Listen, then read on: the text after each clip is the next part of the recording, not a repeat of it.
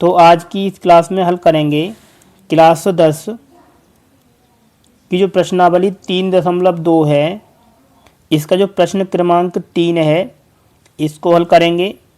इससे पहले प्रश्न 2 तक पूरा हल कर चुके हैं। यदि आपने अभी तक उस वीडियो को नहीं देखा है तो उसको आप देख सकते हैं। तो प्रश्न 3 में आपको दिया है निम्न समस्याओं में रैखिक समीकरण युग्म बनाइए और उनके हल प्रतिस्थापन विधि द्वारा ज्ञात कीजिए। प्रश्न 3 में आपको जो भी पार्ट दिए हैं इन सभी से पहले आपको रैखिक समीकरण युग्म बनाना है, उसके बाद में उनका हल प्रतिस्थापन विधि से करना है। आइए पहले हल करते हैं प्रश्न 3 का पहला पार्ट। तो प्रश्न को हमने यहाँ पर लिखा है। तो इसमें आपको दिया है दो संख्याओं का अंतर, ठीक है। तो आपको क्या करना है, आपको पहली संख्या को x के बराबर मान लेना है। तो आपको लिखना है माना पहली संख्या बराबर x है, ठीक है। इसके बाद में आपको दूसरी संख्या को y के बराबर मान लेना है। तो आपको लिखना है तथा दूसरी संख्या बराबर इसको मान लेना है y के बराबर। इसके बाद में आपको प्रश्न के अनुसार चलना है। तो आपको लिखना है पहली शर्त से। तो पहली शर्त में प्रश्न में आपसे बोला है दो संख्याओं का अंतर, ठीक है। तो पहली संख्या को माना है x और दूसरी को माना है y। तो आपको लिखना है x माइनस वाई बराबर, इसका अंतर आपको दिया है 26। इसको बना देना है समीकरण नंबर 1। इसके बाद में आगे आपको प्रश्न में दिया है और एक संख्या दूसरी संख्या की 3 गुनी है। तो ये है दूसरी शर्त। तो आपको लिखना है दूसरी शर्त से। तो इसके लिए आपको इसमें दिया है एक संख्या, पहले आपको लिखना है पहली संख्या बराबर में आपको लिखना है दूसरी संख्या। प्रश्न में दिया है जो एक संख्या है वो दूसरी की 3 गुनी है। तो आपको 3 का गुणा y की तरफ कर देना है। इसको हल करेंगे तो यहाँ से आपको मिलेगा x बराबर 3y। इसको बना देना है समीकरण नंबर 2। आगे आपको इन समीकरणों को हल करना है प्रतिस्थापन विधि से। तो इसके लिए आपको क्या करना होगा, जो समीकरण 2 से आपको x का मान मिला है इसको समीकरण 1 में x के स्थान पर रख देना है। तो आपको लिखना है x का मान समीकरण 1 में रखने पर। तो आपको समीकरण 2 में जो x का मान दिया है x बराबर 3y, इस वाले मान को रखना है समीकरण 1 में x के स्थान पर। तो पहले आपको लिखना है समीकरण 1, ये दिया है x माइनस वाई बराबर 26। आगे आपको x के स्थान पर लिखना है 3y। तो यहाँ से हो जाएगा 3y माइनस वाई बराबर 26। आगे इसको हल करेंगे तो यहाँ से बचेगा 2y बराबर 26। y का मान निकालना है तो लिखना है y बराबर 26/2। ये गुणा वाली संख्या आपको भाग में लिख देनी है। 2 से भाग कर देना है 26 में, तो ये आपको मिलेगा 13। तो यहाँ से आपको जो y का मान है ये मिलेगा 13। ये तो हो गया y का मान। अब आपको निकालना है x का मान। तो आपको जो y का मान मिला है इसको समीकरण 2 में y के स्थान पर रखना है। तो आपको लिखना है y का मान समीकरण 2 में रखने पर। तो समीकरण 2 आपको दिया है, इसको लिखना है x बराबर 3y। इसमें आपको y के स्थान पर लिखना है 13। तो यहाँ से हो जाएगा 3 गुणा 13। यहाँ से आपको मिलेगा x बराबर, गुणा करेंगे 13 का 3 में तो ये आपको मिलेगा 39। तो ये हो जाएगा x बराबर 39। तो इस प्रकार आपको x और y के जो मान हैं इनको ज्ञात कर देना है। तो ये हो जाएगा इस प्रश्न का आंसर।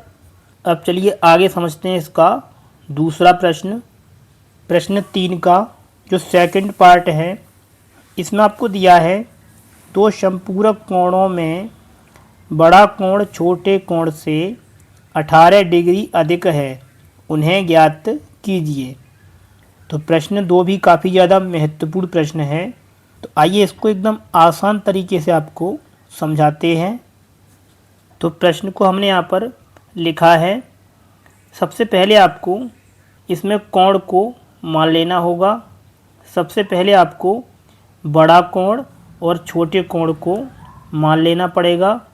तो आपको लिखना है माना बड़ा कोण बराबर, इसको मान लेना है x। इसी प्रकार आपको छोटे कोण को मान लेना है y। तो आपको लिखना है छोटा कोण बराबर y। ठीक है। इसके बाद में आपको प्रश्न के अनुसार चलना होगा। तो प्रश्न में आपको दिया है दो समपूरक कोण। तो जब भी आपसे समपूरक कोण की बात कही जाए तो समपूरक कोणों का जो योग होता है वो होता है 180 के बराबर। ठीक है। तो आपको लिखना है पहली शर्त से। पहली शर्त में आपको दिया है दो समपूरक कोण। तो आपने कोणों को माना है x और y। तो आपको लिखना है x प्लस y बराबर आपको लिख देना है 180 अंश, क्योंकि दो समपूरक कोणों का योग 180 के बराबर होता है। तो आपको इस प्रकार लिखना है और इसको बना देना है समीकरण नंबर 1। आगे आपको प्रश्न के अनुसार दूसरी शर्त से दूसरा समीकरण बनाना है। तो आपको लिखना है दूसरी शर्त से। तो आगे आपको प्रश्न में दिया है बड़ा कोण। तो पहले आपको लिखना है बड़ा कोण बराबर छोटे कोण से, बराबर में आपको लिखना है छोटा कोण। आगे आपको दिया है छोटे कोण से 18 डिग्री अधिक है, यानी कि ये वाला जो मान है ये इससे 18 ज़्यादा है। तो आपको छोटे वाले में 18 को जोड़ देना है। ठीक है। क्योंकि इसको आगे हल करेंगे तो y को लेके आना है इधर, तो प्लस वाला हो जाएगा माइनस में। अब यहाँ से बचेगा 18, इसको बना देना है समीकरण नंबर 2। आगे आपको समीकरण 1 और समीकरण 2 को हल करना है प्रतिस्थापन विधि से। तो पहले आपको समीकरण 1 से x या y किसी एक का मान निकालना है। तो आइए निकालते हैं यहाँ से x का मान। तो आपको लिखना है समीकरण 1 से। तो समीकरण 1 आपको दिया है x प्लस y बराबर 180 अंश। यहाँ से आपको निकालना है x का मान।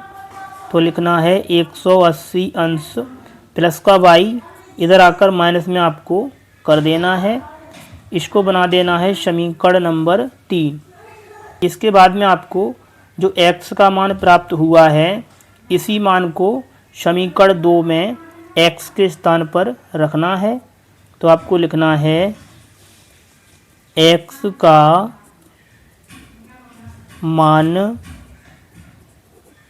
समीकरण 2 में रखने पर।